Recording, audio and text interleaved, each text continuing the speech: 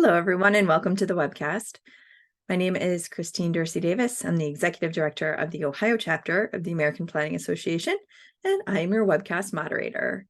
Today is Friday, the 22nd of September, and we will hear food and freight in metropolitan areas.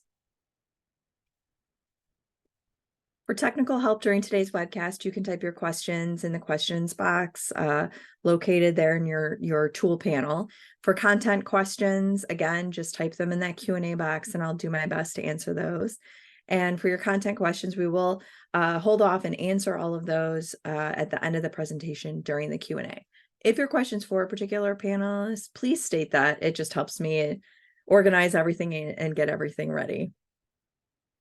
Up on your screen is a list of our sponsoring APA chapters and divisions for 2023. Thanks to all those participating sponsors for making these webcasts possible and free to members.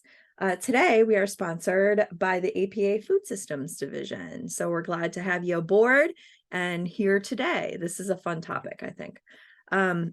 Today's session it does not have a sustainability and resilience credit. I apologize for not ticking that off, but this session has been approved for 1.5 regular CM credits. To log those credits, head over to planning.org, log into your My APA account, and from there you can either search by today's title or event number, both of which can be found on our website, ohioplanning.org/planningwebcast. If you're on social media, be sure to like us on Facebook. That's where I post any important date or time changes. I also post when new sessions are available for you to register for. And head over to YouTube and type in Planning Webcast. Will pop up along with our well over 450 session recordings that are available to you for free. So be sure to subscribe to our channel so you get notified when a new session has been uploaded. So again, just type your questions in that Q&A box and we'll get to those at the end during the presentation, and I'll do my best to answer any technical questions throughout the way. So that's the end of my housekeeping items. Megan, I'm turning it over to you to kick things off.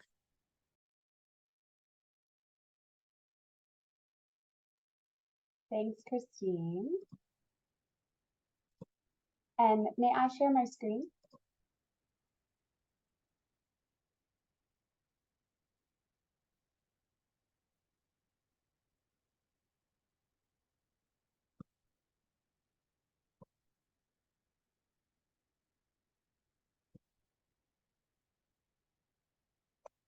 All right.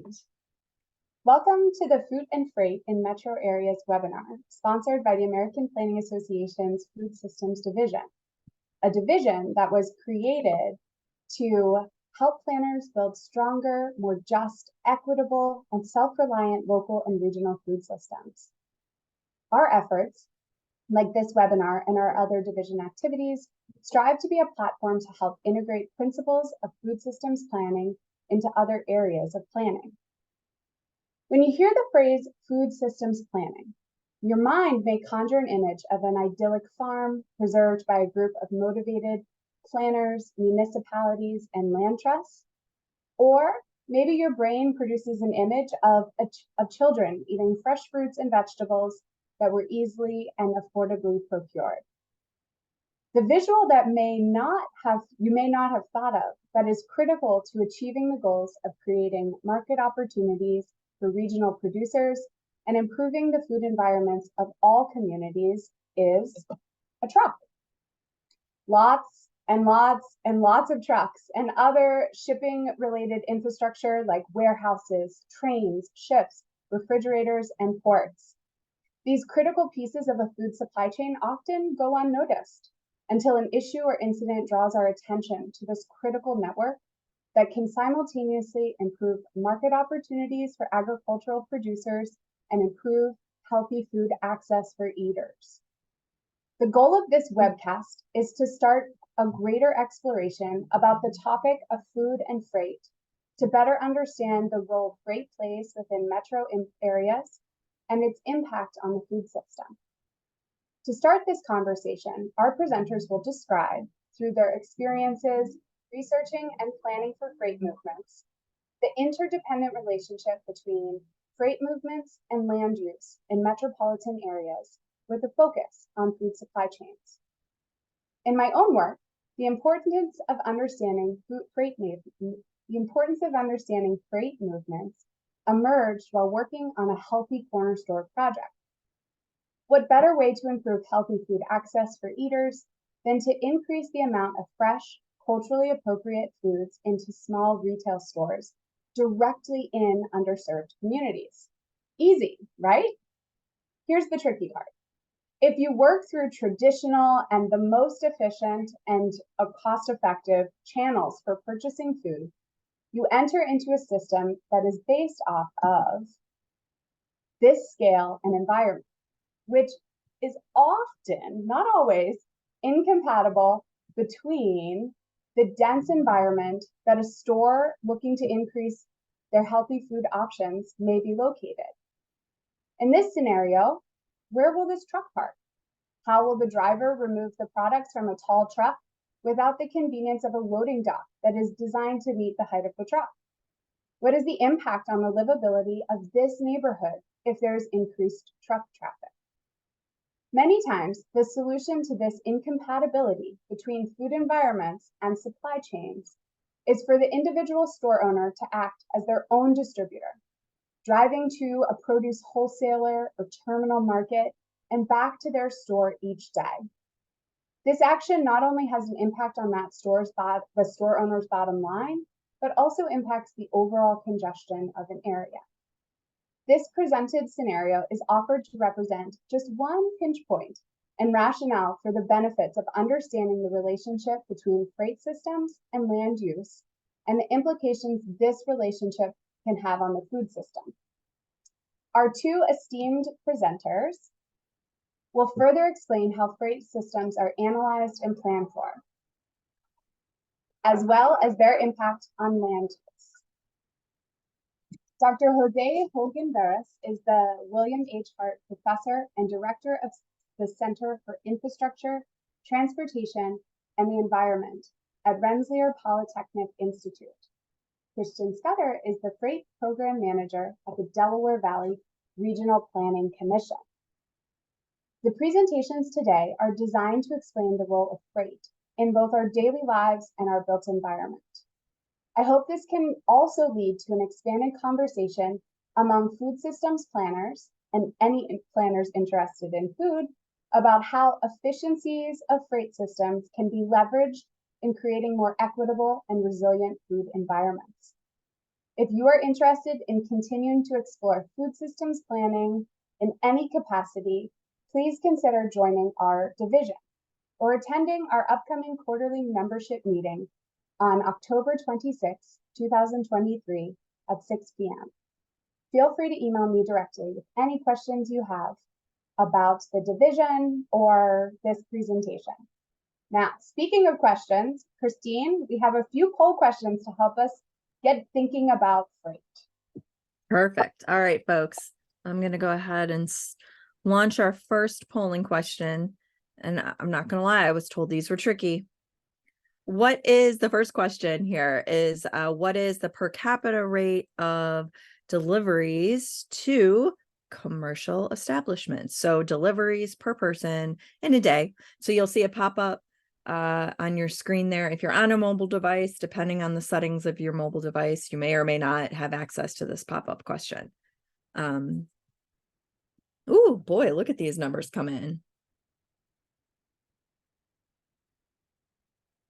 Okay. Give it a few more seconds. Give you some time to think about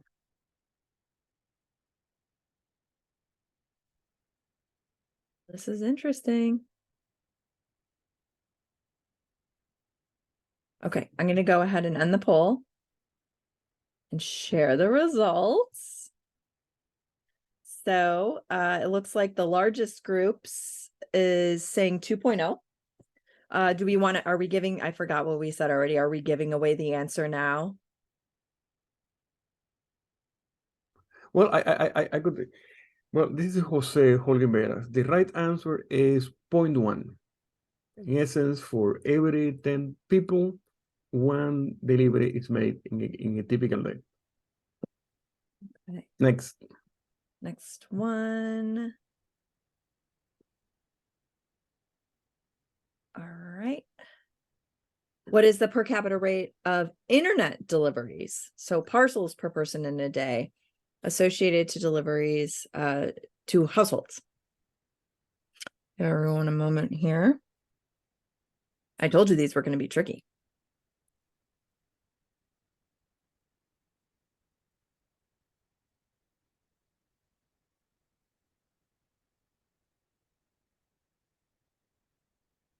Gonna give it another second.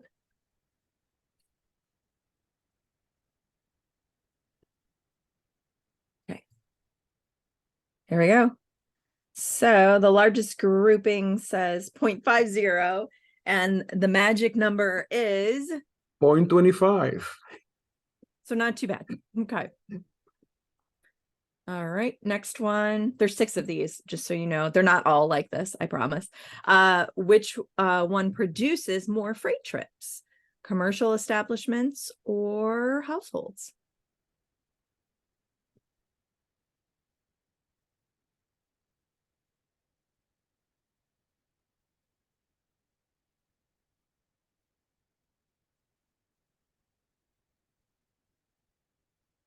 Go ahead and end our poll here. Share the results. Believe it or not, commercial establishments. That's And right.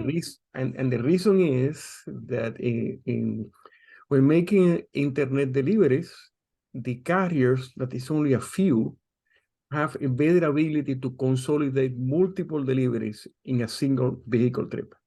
In contrast, the myriads of carriers that deliver supplies to cities typically have great difficulty to consolidate deliveries to different establishments using a single vehicle trip. And is that just because of the size of the deliveries, or are there other factors? The size of the delivery is one factor, but also the multiplicity, the high number of freight carriers. Okay. Internet deliveries, there are basically 5 major players. In the food sector, for instance, your food sector, there might be 1,000 companies making deliveries to New York City. You see, that's basically that's the reason. Wow. Okay. All right, next one. Per capita amount of freight transported in the US in kilograms per person in a typical day. I got this one wrong. We'll see how our attendees do here. Give it a few more moments.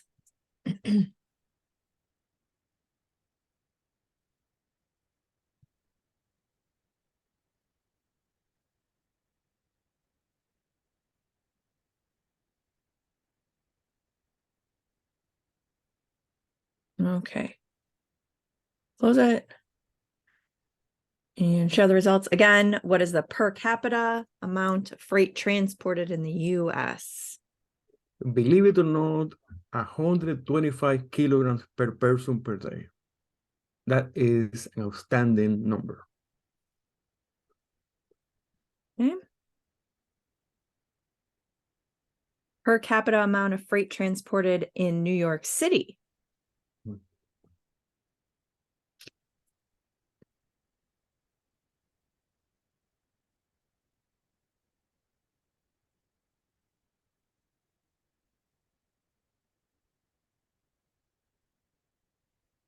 Another moment.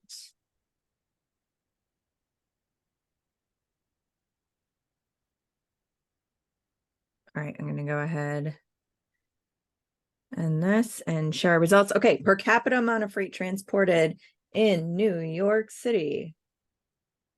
Well, 50 is about 50 kilograms per person per day. And it's a very high number, but you need to take into account that metropolitan areas are economic powerhouses. About 80% of the manufacturers in the US are produced in metropolitan areas, just to say one of the factors. Now, this is highly dependent on income. In Beijing, China, for instance, the number is about 40 kilograms per person per day. In Medellin, Colombia, about 25. And basically in low-income countries might be in the range of, let's say, 5 kilograms per person per day. In essence, that kind of show the connection between wealth and free activity. And I'm thinking through old chemistry classes, and I think it's a little more than double. So 50 kilograms is like a little over 100 pounds. About, correct, 110. Okay. Okay, perfect. Okay, last question. Here we go, launching now. What percent of the total employment in the US is in industry sectors that are completely dependent on supply chains? I got this one wrong too.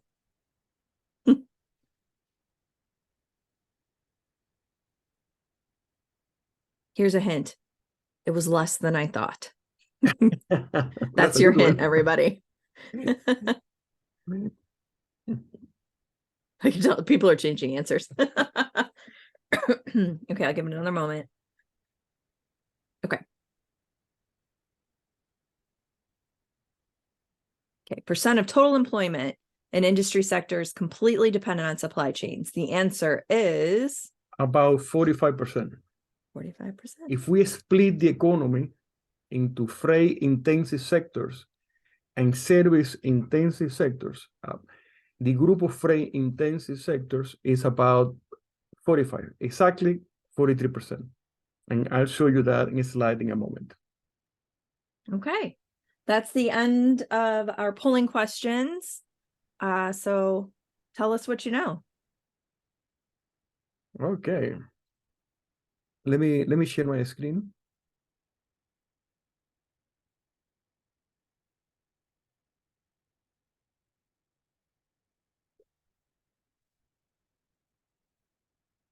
Okay. Well, I want to thank the organizers, Megan in particular, for inviting me to participate in this interesting webinar. In essence, what I want to do is give you a very quick overview of what we do at Rensselaer, and then we're going to get into the heart of the matter, discussing free activity, all the role of the economic importance, etc., etc. And at the end, I'm going to touch on a topic that I believe is very relevant to what you do in your daily life as professionals. In essence, we are basically a research group that primarily focus on freight systems and disasters, you see, the logistics. And in these areas, we are basically one of the most published and cited research group in the world.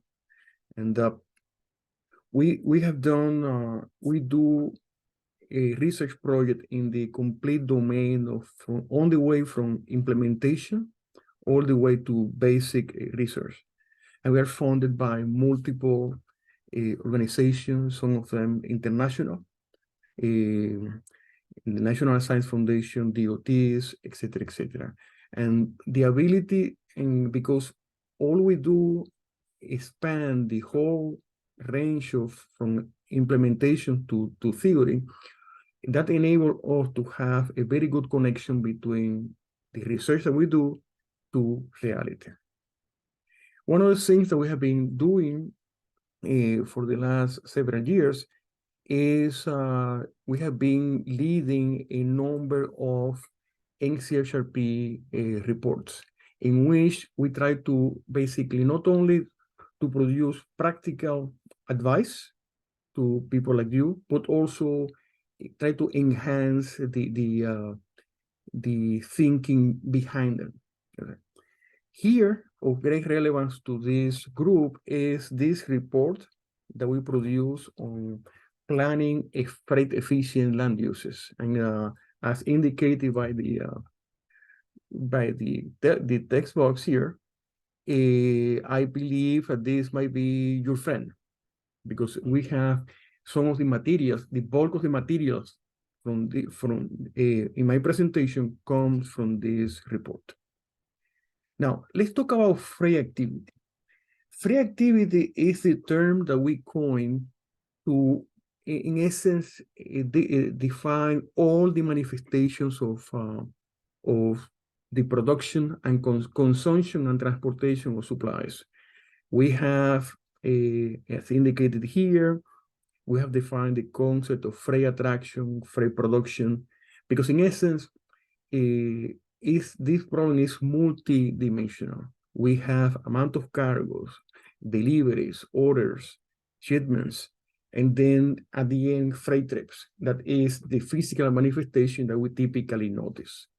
Just to give you an idea about this, the differences between these manifestations of free activity, this is basically the case of receivers, in this case, these circles, that basically they place orders to a vendor, in this case, vendor A. They send an order and money, and they get freight on the way, on the opposite direction. Now, the freight doesn't move by itself. You need to have a truck, basically traveling from the location of supplies to destinations. These are basically the black arrows. But in this case, it had to come empty, you see. Now, in the most complex case, we have a single delivery route make deliveries to multiple customers, you see. In essence, and that is basically in metropolitan area, that is the predominant way to make deliveries, delivery tours. And in some cases, it might have, 20 stops. And in the case of parcel carriers delivering internet deliveries, we're talking about between 80 to 100. Now, let's talk about the economic importance of free activity.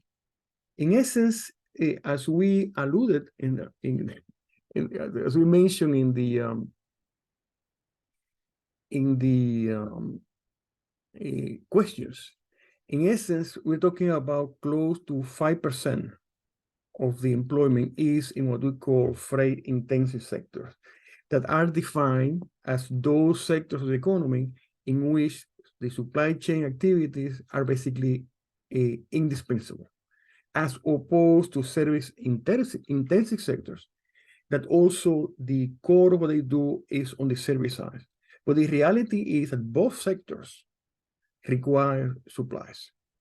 Now here, this is the breakdown using the latest data from the Census Bureau. And as you can see here, about 43% of the employment in the US depends directly on supply chains. Now, in essence, I like to mention these statistics because typically,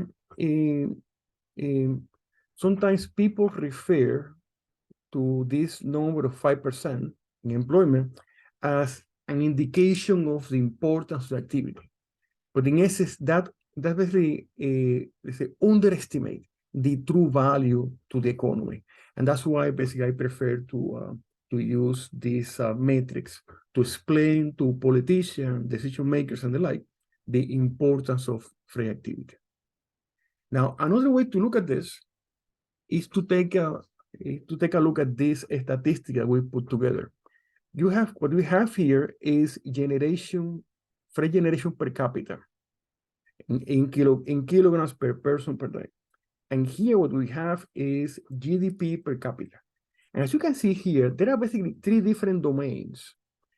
The first domain is basically these countries that are basically a sample, and we have data from multiple countries that we didn't have time to put here together.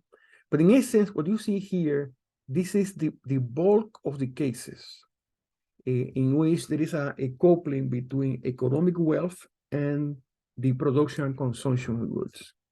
Down below, in this area here, we have the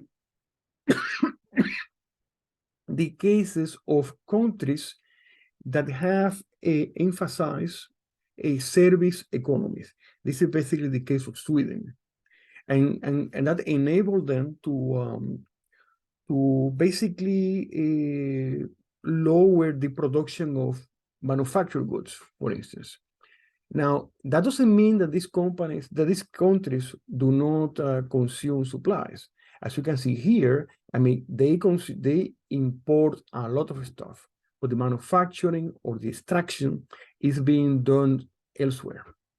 And the other end, we have a number of countries. China is one of them, and Brazil is kind of somewhere here. They are basically countries that have a tremendous output in terms of amount of freight produced, transported, and the like, but they still remain low income. And this is basically what they call an asymmetric growth, because there is a tremendous growth on the manufacturing or extraction or agriculture, but still the population as a whole remain to be low income. Now, what about the metropolitan areas? What you have here is a mapping of all metropolitan areas in the U.S. And what we're doing here is splitting them in two groups. Basically, those above, I mean, this black line here, are basically freight inclined economies, in which basically the difference between the percent of employment dedicated to freight intensive sectors is larger than the corresponding percent for the service side. And basically what you see here is that, I mean, a great deal of the smaller metropolitan areas, they tend to be in this domain. Now, you could also see here the effect of political capitals, Trenton, Springfield, that basically they tend to be that by virtue of being the political capital of the state, basically that kind of influence the character of the local economy. Now, if you just as a comment, in essence, low-income countries like Bangladesh, in essence, they are basically reliant. They have a tremendous reliance on freight activity as a way to motorize their economy. Now, in terms of the this is basically it's a breakdown of the percent of establishments and employment for a sample of cities.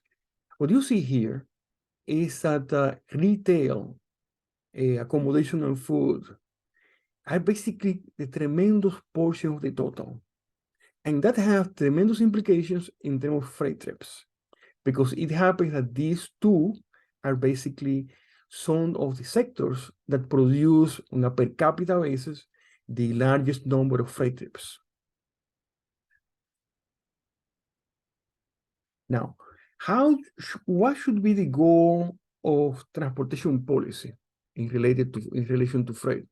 In essence, what we need to try to achieve is to maximize the net benefit of the activity, because that is it has two components. The first one is basically the benefits associated with the production and consumption of supplies. In most cases, producing and consuming supplies is an economic activity that is purely beneficial, with the exception of things like illegal drugs and kind of things like this. But at the same time that we have to foster these benefits, we need to mitigate, we need to eliminate, if at all possible, these externalities produced by these activities, particularly in the case of the transportation, which is basically the main focus of our job as planners, urban planners, or transportation planners. Now, here, embedded on this, is the idea that we need to be cognizant of the difference between the demand for supplies and the demand for transportation services, because they are not the same. They are very different. Now, the demand for supplies is associated with the production and consumption of supplies, and the demand for transportation services is highly influenced by inventory management policies enacted by the receivers of the supplies. In the last 20, 30 years, there has been a trend among retail establishments in cities to, in essence, get rid of storage areas, because in essence, they're using frequent deliveries in order to replenish as they sell things.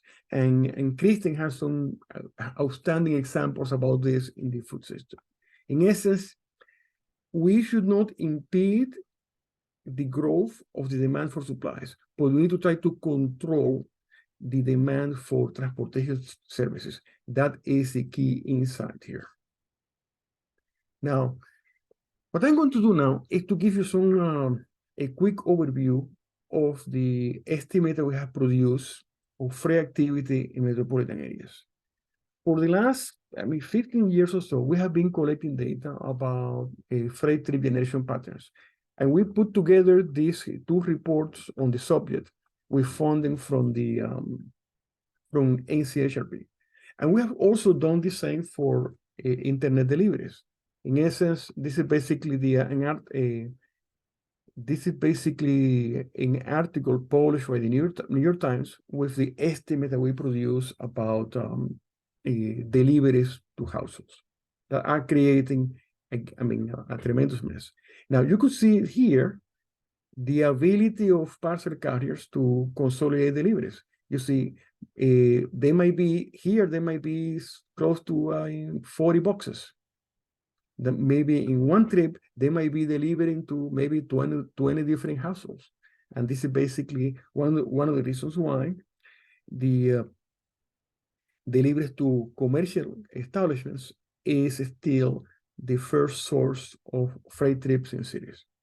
Now, in essence, this is basically the situation before e-commerce. This is typically the patterns of freight trips that we estimated. Now, if we add the business to consumer component, deliveries to household, that counts the number of deliveries. Keep in mind, this is not trips. This is number of deliveries, cannot jump.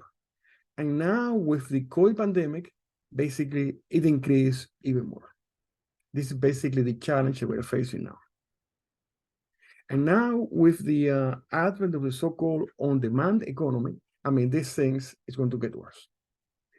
Now, equally important is to take into account the realities of who produces the freight traffic that congests our streets. Typically, most of us, basically without having the benefit of solid estimates, it will tend to blame, large establishments, truck terminals, and the like. But here, what this figure demonstrates is that the big chunk of the traffic in cities, in metropolitan areas, is produced by small establishments. Through a large establishment by itself will produce more freight trips than a small one. But guess what? There are basically the number of smaller establishments is vastly, might be 10 to 20 times larger than the number of establishments that exceed more than 1,000. In essence, all the big guys here are the ones that produce the congestion. And this is basically the breakdown by, what you have here, you have the estimates by sector. In essence, the retail and commodity and food are basically, and wholesale are basically in the commercial sectors, one of the most significant. What about freight activity? Which is here, what is the connection between freight activity and land use? And basically, I'm going to show you some of the analysis that we did for this NCSRP project. The first thing that we did was to identify the economic pole of the metropolitan area, which is basically the part of the area that undergirds the metropolitan economy. In the case of New York City, that is Midtown Manhattan. And basically, we designed techniques to identify the pole. Now, once we identify the poles, we estimated, use the number of deliveries that were taking place at the different zip codes in the area. And then we added them on the basis of the distance from the pole. What do you see here? This is basically establishment density. In essence, what you see here is that within the 2 miles from the pole, you have about maybe 2,300 establishments of both types per mile. And then you can see here how that declines. In essence, this is like a demand for space. Like it's a demand function for space. And you have here LA and down below Washington, DC. And this is basically the counterpart in terms of freight trips density. Basically, the amount of vehicles, the arriving at the area, per mile, per square mile basis. What you see here, the estimate for the economic pole in LA is about 10,000. We have basically astronomical numbers. In Washington, D.C. is a bit lower. Now, that has major implication because that means that it is at the close to the economic pole where they have the highest number of freight trips. And this is basically what we found across the US. And that kind of takes me to what should land use policy should do about this. Now, to start, this is basically the definition of what we call how we define freight efficient land uses. In essence, it's basically those land uses that basically lead to a minimization of what we call social costs. And what type of policies should we employ to achieve that? Again, I will refer you to the report on freight land use, but let me tell you, let me give you a hint about one of the key things that we need to take into account. This is basically consider sorry for the typo here. This is that we're trying to locate a distribution center. I mean, where should that be located? Now, one possibility is to have a distribution center far from the economic pole. But basically, what happens here is that the big trucks are going to be the supplies brought to the DC by a big truck is going to multiply the number of vehicles that are going to traveling in this case, I mean, relatively longer distances. In fact, like a large semi-trailer might generate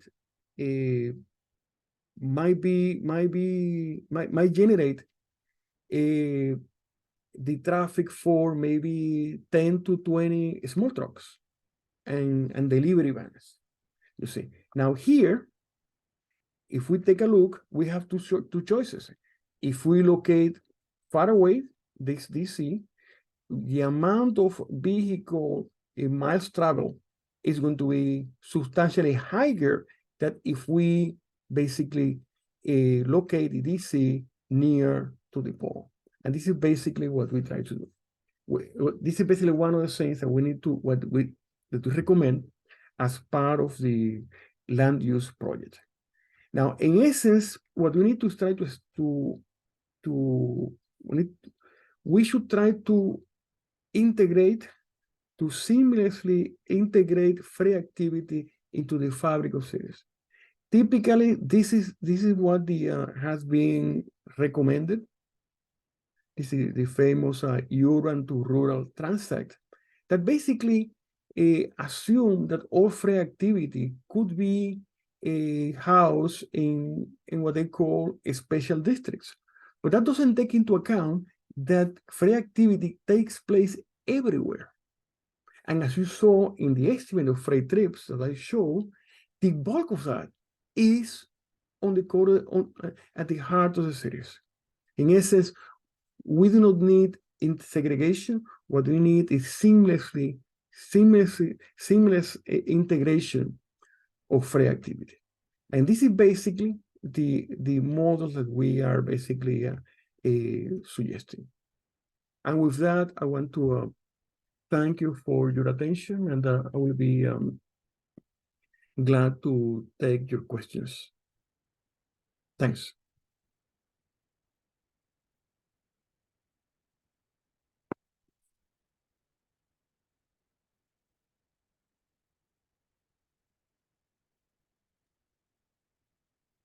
Thank you so much, Jose. That was wonderful. And then, Kristen, would you like to go next? Give me 1 second to pull up my screen. Let me stop 1 second. Okay, stop here.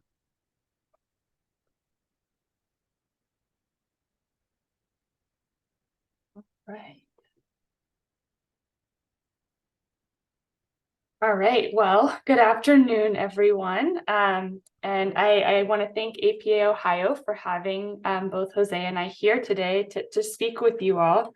And I'm really excited to follow up Jose's presentation. I have used a lot of his research in my practical work as well. But today I'm hoping to follow up with some details about how we at the MPO level plan for freight movements, both at the regional and local level, and why and how some of those considerations can be used and are important for understanding food systems. As a really quick introduction, I am the Freight Program Manager at DVRPC, the Delaware Valley Regional Planning Commission, and we are the MPO for the greater Philadelphia area. And we're one of the few MPOs that crosses multiple state boundaries. So we actually plan for 5 counties in Pennsylvania and 4 counties in New Jersey. And these counties are on either side of the Delaware River, hence our name. And this location lends itself to a unique freight environment and a unique planning environment as well, ranging from our center city area all the way out to more suburban and rural areas. So I'll talk a little bit today about some of our freight planning practices, and then share how we plan for freight in urban areas and how that relates to food distribution, and then end with a little bit about how our region in particular is uniquely positioned for cold chain distribution and what that might mean for food distribution elsewhere. So I wanted to start with a reminder for why it's important that we plan for freight in the first place. Megan and Jose have both given a strong introduction and argument for that.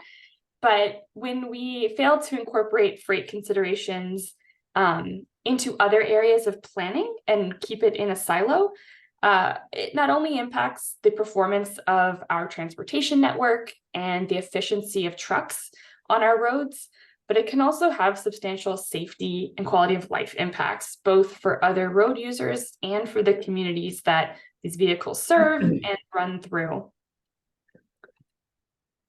And with that, I'd like to dig down to kind of localized planning and what urban freight really is.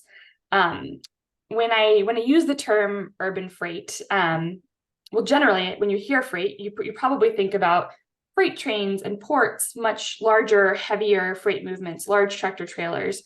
But urban freight really refers to the movement of goods in our dense, livable urban communities. And from our regional perspective, that may mean planning for a street in Center City, Philadelphia, right in our urban core, or it may refer to freight planning on one of our main streets in a suburban borough. So it's not unique to super dense cities. There are a lot of problems that can be understood and are being experienced by other denser livable communities. So like I mentioned, this freight movement is really a diverse group of businesses that are supplying goods that make our livable communities possible. And some examples of what that freight might actually look like, it might be trucks delivering food to our retail stores that we go shopping in, our grocery stores. It might be food being delivered to restaurants. It might be deliveries being made to institutions like hospitals, schools, universities, some of the urban manufacturing that still exists. And one that's often forgotten, waste removal. What comes in must go out. Waste removal is a big part of goods movement in the city. And lastly, maybe one we can all relate to and experience on a personal level, e-commerce and personal parcel deliveries. These are all aspects of urban freight, and they make living in these spaces possible. But as you can see from this list, there are a lot of uses that are competing for space on our streets and on the curb, not to mention all of the other users of our streets: pedestrians, cyclists, personal vehicles, buses. All of these need to share the same space. So I am based in Philadelphia, and so I like to use the example of a cheesesteak to illustrate this, not necessarily as an example of healthy food access to food necessarily. So hang in with me here, but I like to use it for the simplicity that this example provides. So in Philadelphia and in the whole region, we have hoagie shops and corner stores all over, and a lot of them make cheesesteaks on a daily basis. These sandwiches are simple. They have 4 basic ingredients. We have our roll, the meat, onions, and cheese. Easy. But all 4 of these ingredients are actually produced in a different location. The rolls are delivered locally. The beef may be sourced from the Midwestern US. It might arrive through our ports from an international origin. Onions come from a variety of locations across the country, and the cheese is normally sourced from somewhere in the Midwest. All very different. And all 4 also come in a different packaging format, a different size box, require that they be frozen or refrigerated. And then on top of that, all 4 come on a different type of truck or vehicle.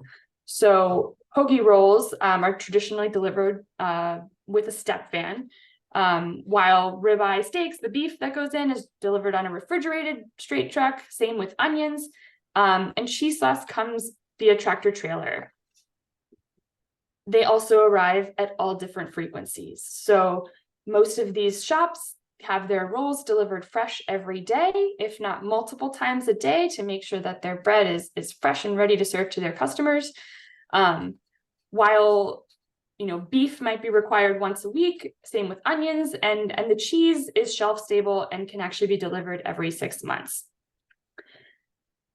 This is just the logistics and the freight movement for one sandwich.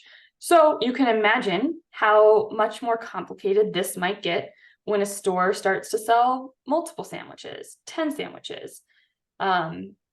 There's a separate truck that probably needs to bring your soft drinks and sodas, and a separate truck that is probably delivering your chips and the sides that are served along with a sandwich.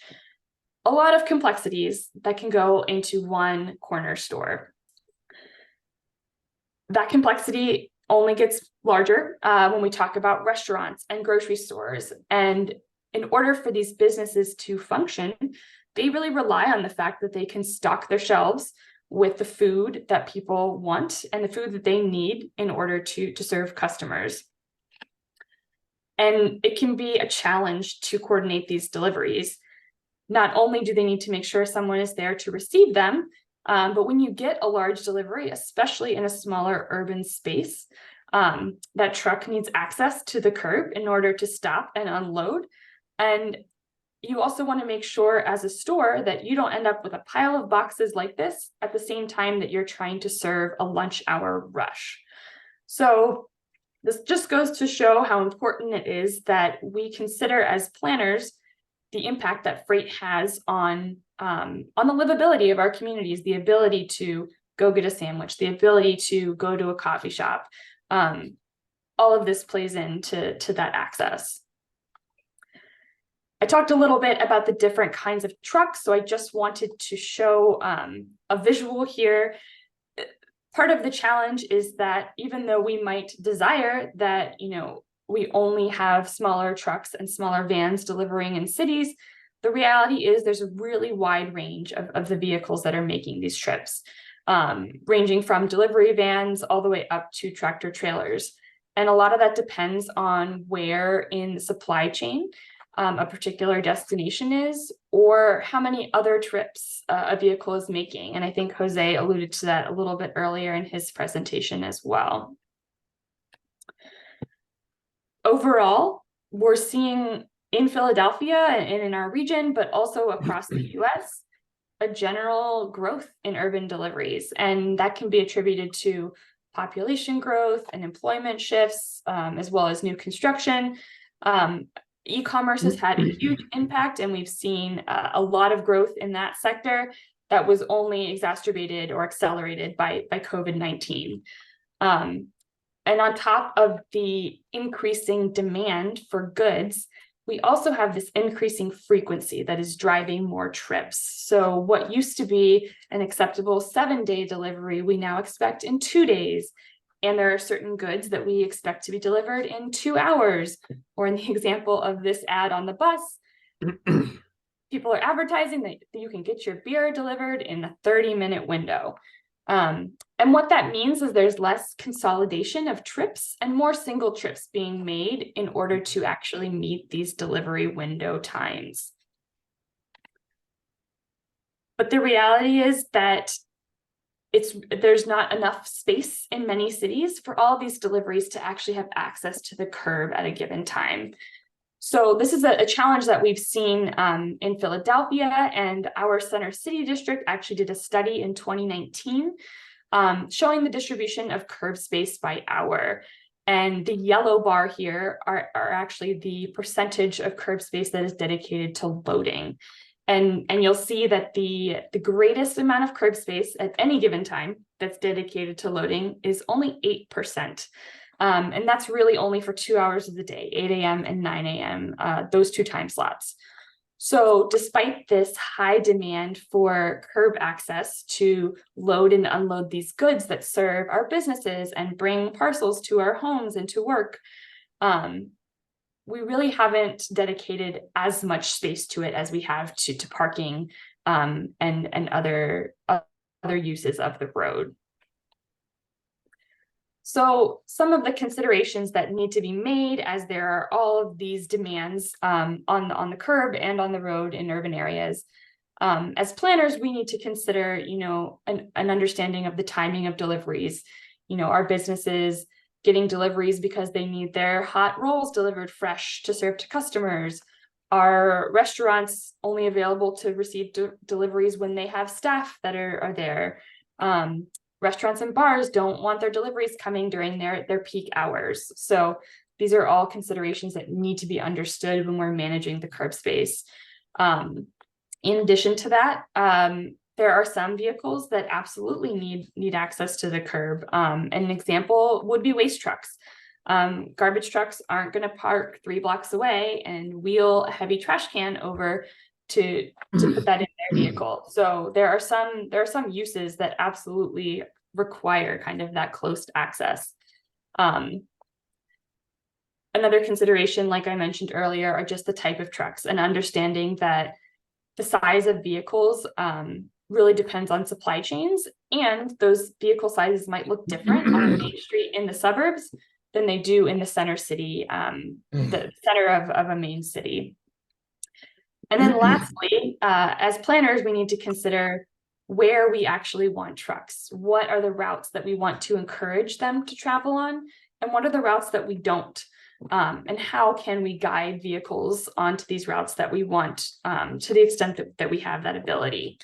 So that kind of leads me into, what are the tools and what are the best practices that we can actually use to address some of these concerns, so that we don't have vehicles stopping in the travel lane and blocking traffic, and especially in cities where there's not that many travel lanes for other vehicles to go around.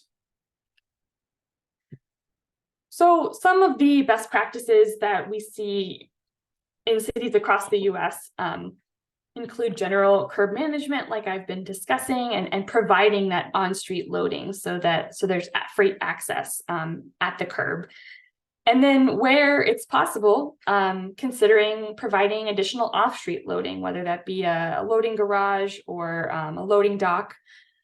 Some cities have considered off-hours deliveries, encouraging trucks to make their deliveries in the city center at night, so as not to cause congestion or block traffic during rush hour times. Things like consolidated delivery sites or alternate delivery sites like Amazon locker locations also help to reduce the number of truck stops and truck trips. Instead of a truck stopping at multiple homes, it can come to one location, deliver maybe 10 or 20 packages, do that faster than stopping at multiple houses, and then get out. So that helps to free up curb space and reduce the number of trips that we have in cities. Planning for a healthy mix of vehicle types is also important. And then two that I want to go into a little more detail about are considering freight when we're designing for complete streets, and designating truck routes. So some of the design considerations that we can use to incorporate freight into complete streets planning are illustrated here. And so I want to highlight a couple that make a big difference to freight delivery safety and freight delivery efficiency. One is really the ability to provide loading zones at the beginning of a block. It's much easier for a truck to pull into a spot than it is for them to try to parallel park. So having a loading zone at the beginning of the block just makes that access a lot easier and safer for them.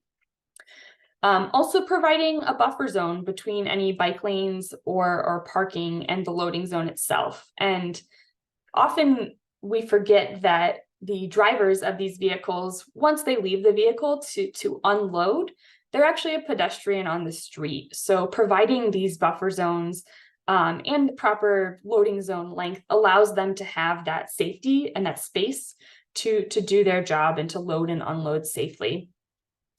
And then lastly, like I mentioned earlier, there are some deliveries or pickups, such as trash trucks. We see grease trucks that require like a hose connection to a building in front of them.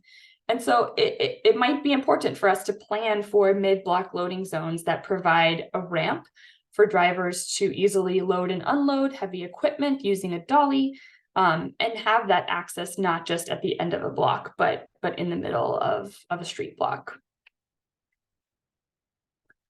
And I wanted to show an example here in Philadelphia. The city did a 6-month loading zone pilot with the goal of learning, but also improving curb space management and bus operations on a stretch of Chestnut Street in Center City, Philadelphia. And previously, this stretch of Chestnut Street had one uniform parking and loading policy.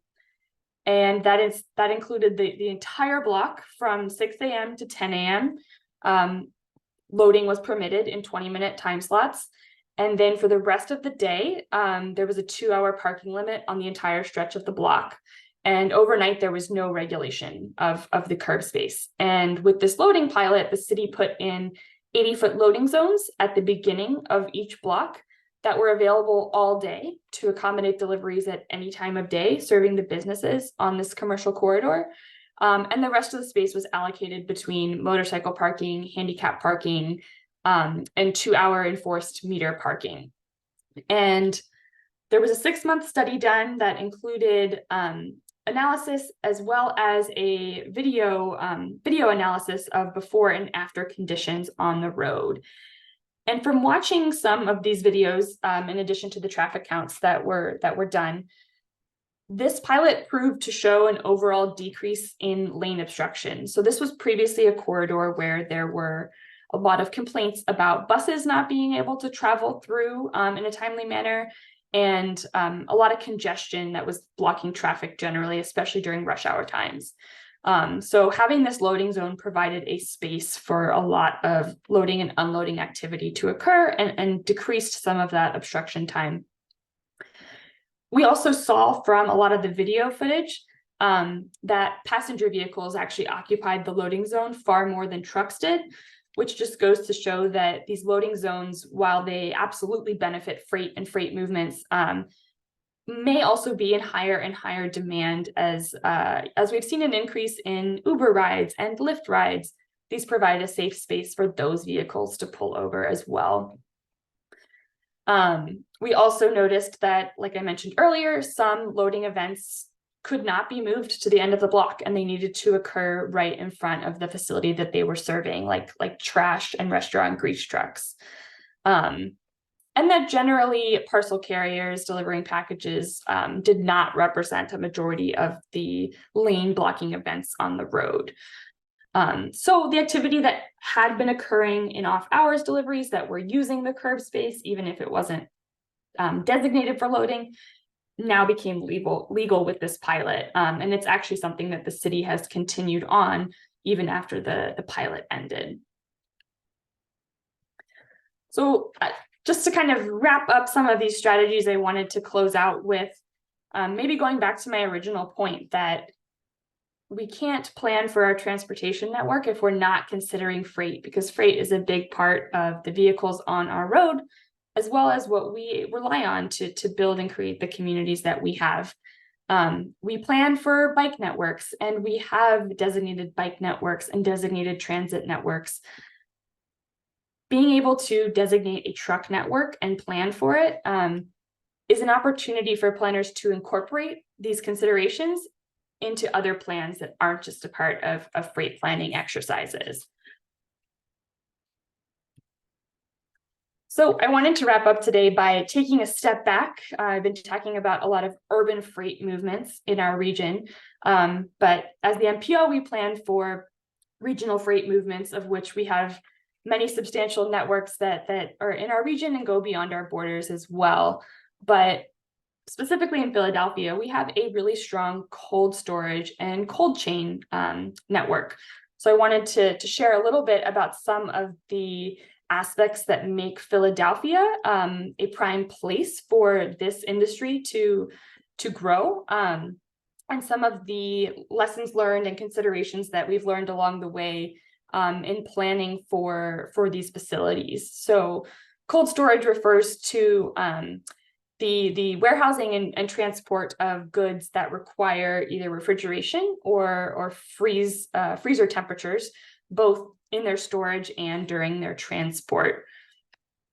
And in our region, we have a legacy of agriculture, both farming in Pennsylvania and New Jersey, as well as food production and manufacturing in the region. We're also uniquely positioned with access to about a third of the US population within a day's drive. The dense East Coast corridor, we have New York to our north, DC to our south, really quick access to both of those metropolitan areas in addition to our own area and the people that live here. And with kind of this infrastructure that we've always had for agriculture and food production, Philadelphia has grown to become the #1 fruit gateway in the US and one of the leading entry points in North America for meat and dairy products. So our ports import a lot of fruits from South America, from Africa, and a lot of meat and dairy products from Australia and New Zealand. And so that growth has brought us to be one of the largest refrigerated cargo importers in the US as well. And part of our unique position in being able to host this cold storage chain lies in the fact that our port is less busy than some of the other major East Coast ports. And as a result, can be more reliable in terms of delays. And for perishable goods that are coming in on ships, that's a really important factor.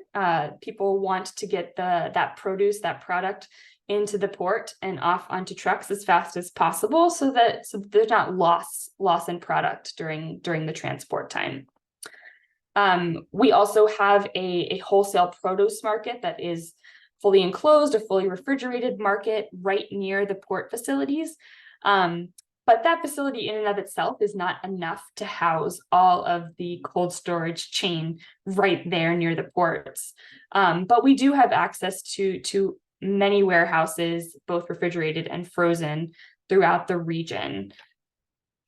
And that's a really important aspect of the supply chain. So this graphic here, this is from Philiport, which is one of our ports in the region, but not our only one.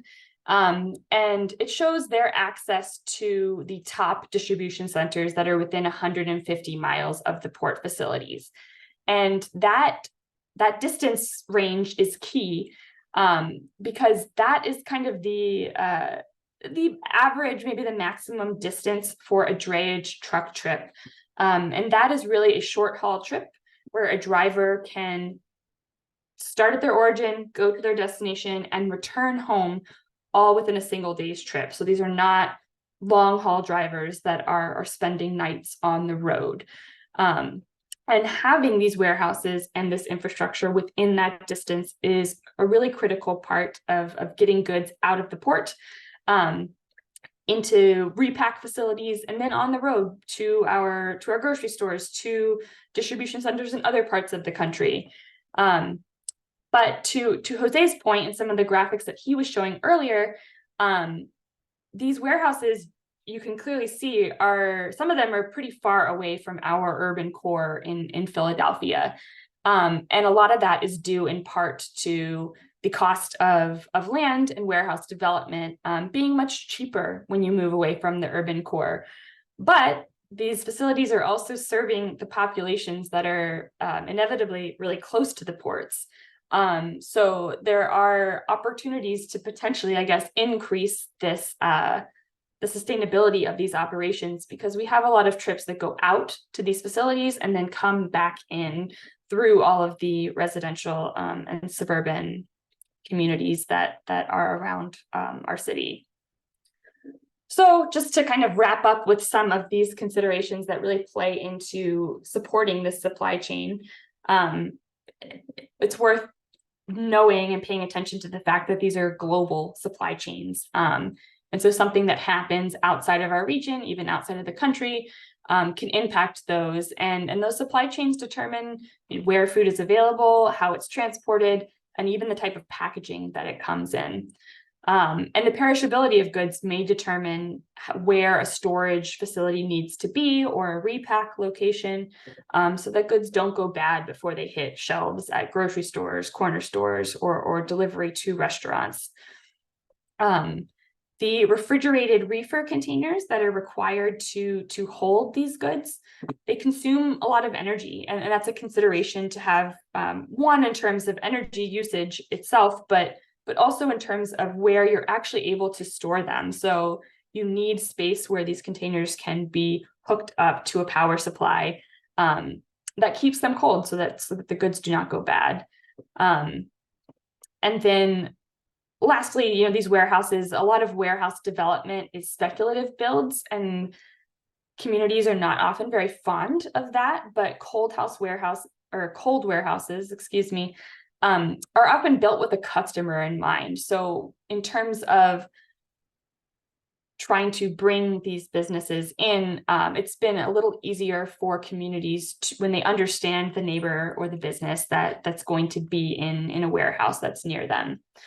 And then lastly, the cold storage supply chain is absolutely critical. It supplies a lot of our fresh food, our fresh produce. And during emergencies, it's a particularly important supply chain to pay attention to. Often during emergencies, power may be limited, especially if it's a weather event, and or food access might be limited. So knowing where these supply chains are in your communities, where cold storage distribution centers are, where there are hookups for the refrigerated containers to be kept, can be a really important part of emergency planning and planning for disasters and ensuring that that food access can continue. As an example that we had during COVID in our region, we have a lot of dairy production in Pennsylvania, and during the early days of the pandemic, you couldn't find milk on the shelves in most of the grocery stores.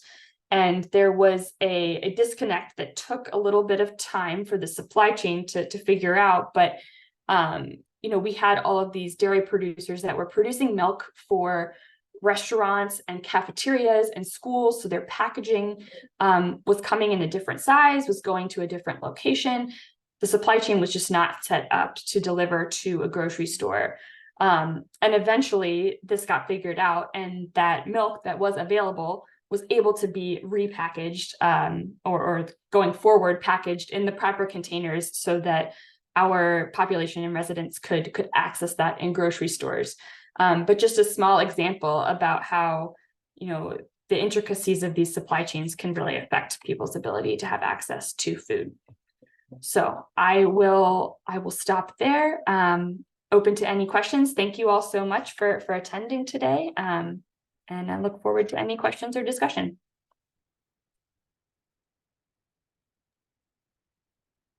All right, wonderful. Again, folks, just go ahead and type those questions in. We'll get to them, as many as we can. Oh, here I am. Okay, first one is going to be for Jose. And this is in relation to COVID and your data in the beginning. Does the data show a sharp decline in the freight generation per capita in the time period since the onset of COVID? Many of us have heard about the supply chain issue since the start of the pandemic. I was curious if that is reflected in current freight generation data. We haven't done the analysis for the US, but we have analyzed data from other countries. And definitely there was a very sharp drop, you see, and substantial, you see, and but tremendous drop. Yeah. And basically, if I had the chance, I could basically pull a slide. If you give me like if you give 5 minutes, I show you a slide. Okay. Let's move on to something for you, Kristen, so he can pull that up. Oh, this is a good one. Okay. Is there a term used to describe freight that's not delivered by heavy or medium duty vehicles such as cargo plane, truck, rail car? Would this just be called like last mile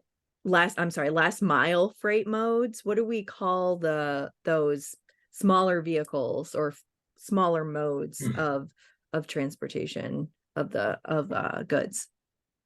Sure. So I think they can all be called freight for starters.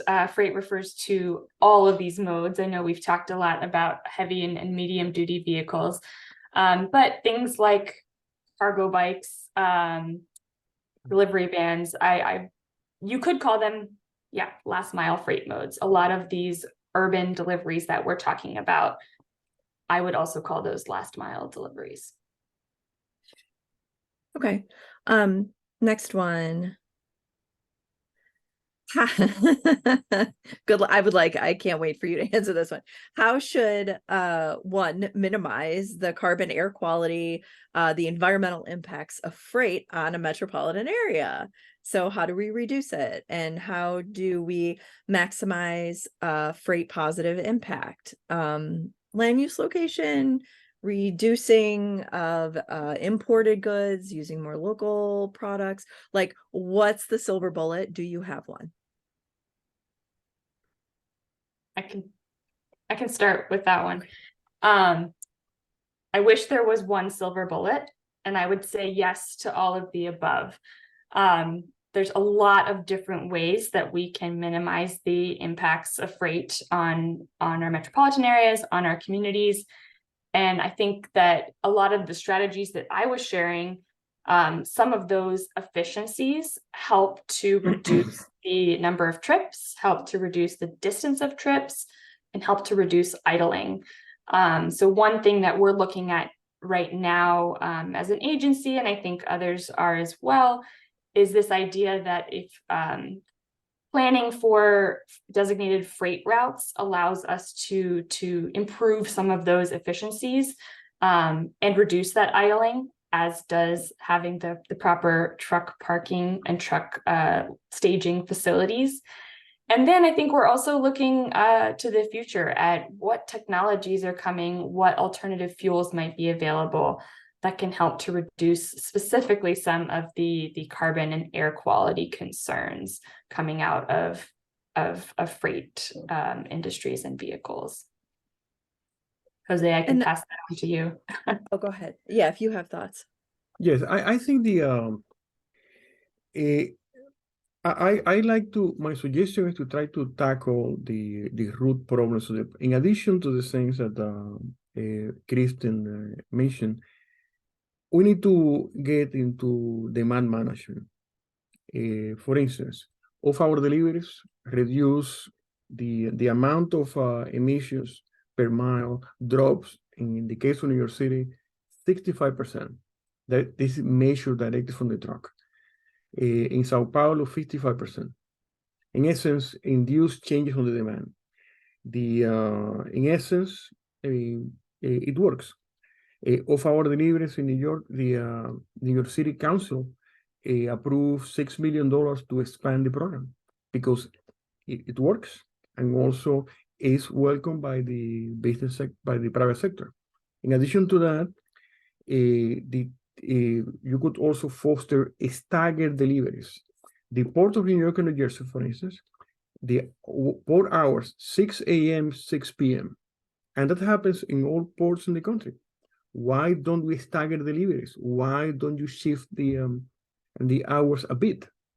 For trucks, basically, I'm not talking about the ships. I'm talking about the trucks going to pick up and deliver containers.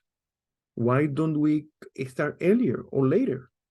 You see, there is a tremendous potential on the demand side. On top of that, parking, as Kristen alluded to, a proactive freight parking policy will reduce emissions and local congestion. This has been established for more than 10 years. Just focus on these two, we are taking a tremendous step forward.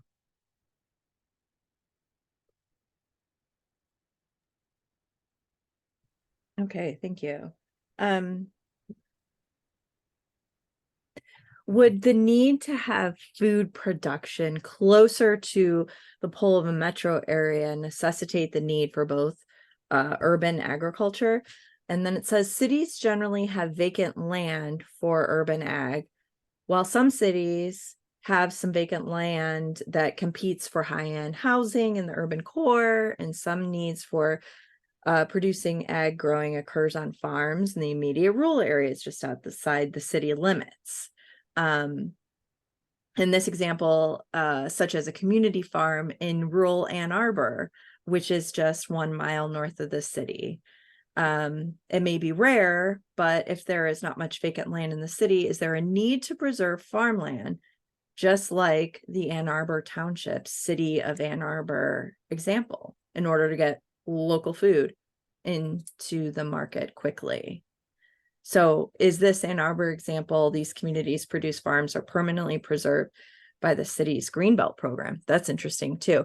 So I guess in saying that, what are your thoughts on food production close to an urban core to kind of provide that local the local opportunity for you to not only get local food, but it's not traveling 500 miles to get to you?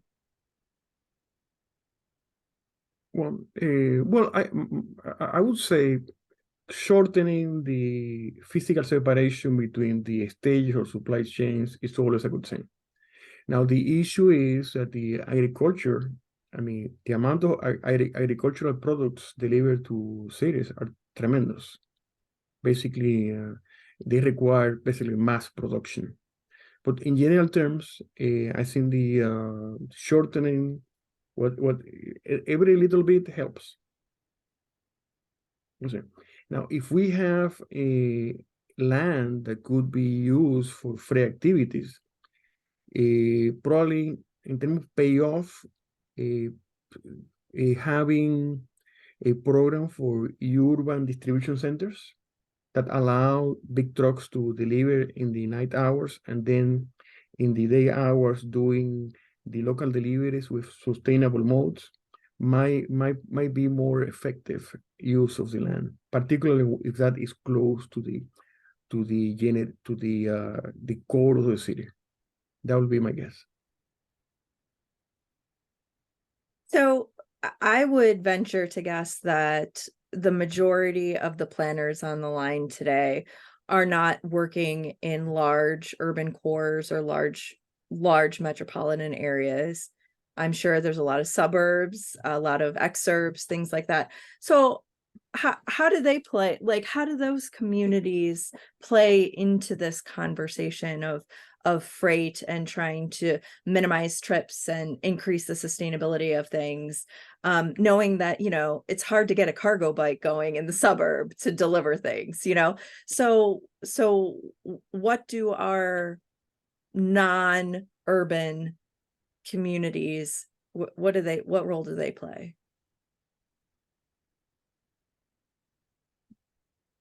Christian, you want to take that and I'll follow? Sure. Give me a second to formulate my response. I think that I know personally, our suburban communities don't all have the same challenges that our urban communities do. But at the same time, you know, any of these outlets that I've been talking about have those same needs, whether they're in an urban core or in the suburbs. And I think that we often forget that sometimes even in our suburban locations, even in more rural locations, there can be these clusters of activity that still need our attention in terms of planning for how deliveries are made. Then again, in terms of the entire supply chain, I know that more of our suburban and rural communities have different concerns as it relates to freight because they tend to be the host of the original freight generation. So we see kind of our agricultural, our manufacturer, our industrial facilities located a little bit outside of the urban core. And unlike the urban core, which may deal with smaller vehicles, a lot of those facilities have large tractor trailer trucks, and there are still residential communities that are surrounding them. So there are a lot of challenges in trying to make sure that those larger facilities are not disturbing communities wherever they may be. But also people who live in the suburb, like myself, we could do a couple of things. For instance, think about the following. What percent of our internet orders are truly urgent? 1%? 0.5%? You see, basically, in my case, I do not get free shipping. In essence, I accumulate several orders just to get the free. I do not subscribe to Amazon Prime, and I will not. If I get free shipping by consolidating orders, that's how we do it. Because in essence, it's a tax on the environment. You see, if I may, let me show you the stuff about the impacts. Could you see my screen? This is basically data. These are the country level. This is the US. You see here going up, and then it's not within this is basically the Great Recession. We don't have data about the pandemic. But it happens that in Colombia, Colombia is here. This is basically, they collected data during the pandemic. And basically that was kind of a half of what they had before. You see, this is basically in 2013. That is a tremendous drop. We don't have data yet about the commodity flow survey, but that will come from 22. But in essence, there was a tremendous drop. In the case of Sweden, they collected that in 2021, but this in Sweden, there were no lockdowns. And basically they proceed without a minimal interruption to the economy. But I also have to add that the death toll of COVID was tremendous. In essence, what I will, based on this imperfect data, I will expect that in the US there was a tremendous drop of economic activity. Yeah. Thanks.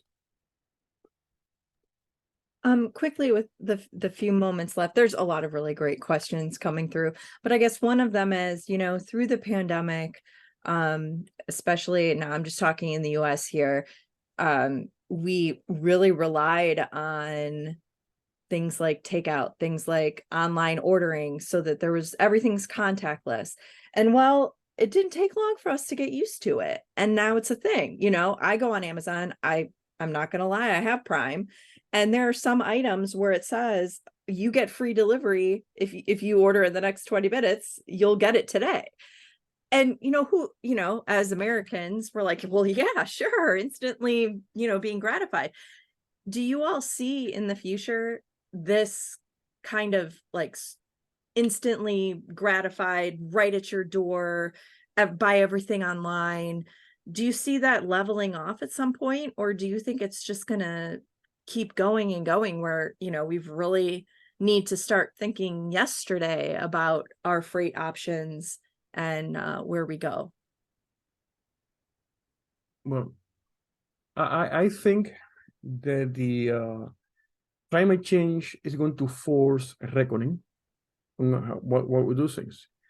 And basically what I see happening is that there will be increasing environmental tolls produced by the need to deal with climate change.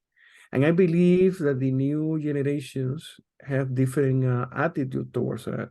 They truly care about the environment. And basically, it might be, we might need to undertake an effort similar to the one for recycling, in which we educated people to do the right thing. We develop supply chains to deal with the different streams of waste, and we developed technologies to process that. And it took a lot of time. When I was younger, I mean, I didn't have an idea about what recycling was. Now I feel bad if I do not find the garbage can to put my recyclables. That is the power of education.